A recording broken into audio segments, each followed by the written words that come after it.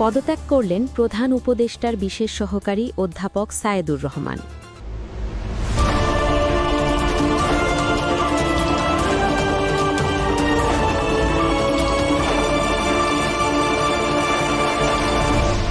Channel CB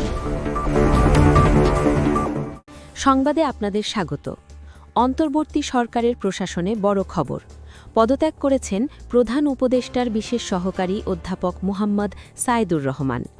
রাষ্ট্রপতির আদেশক্রমে গতকাল মঙ্গলবার রাতে তার পদত্যাগের বিষয়টি আনুষ্ঠানিকভাবে নিশ্চিত করা হয়েছে। অধ্যাপক সায়েদুর রহমান স্বাস্থ্য ও পরিবার কল্যাণ মন্ত্রণালয়ের বিশেষ সহকারী হিসেবে দায়িত্ব পালন করছিলেন। তার পদমর্যাদা ছিল একজন প্রতিমন্ত্রীর সমান। আজ বুধবার গণমাধ্যমকে তিনি জানান, প্রায় ১ মাস আগেই তিনি পদত্যাগপত্র জমা দিয়েছিলেন, যা গতকাল মঙ্গলবার সরকার গ্রহণ করেছে। এর মাধ্যমেই তার সরকারি চাকুরির মেয়াদও শেষ হল।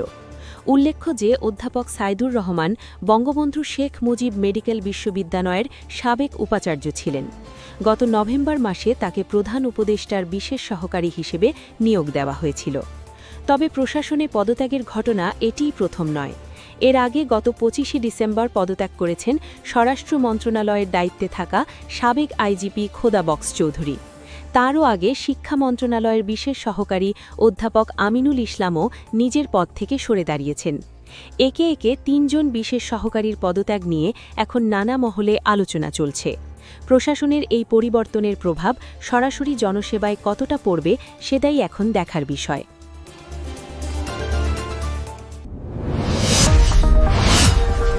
Subscribe now for daily news and updates.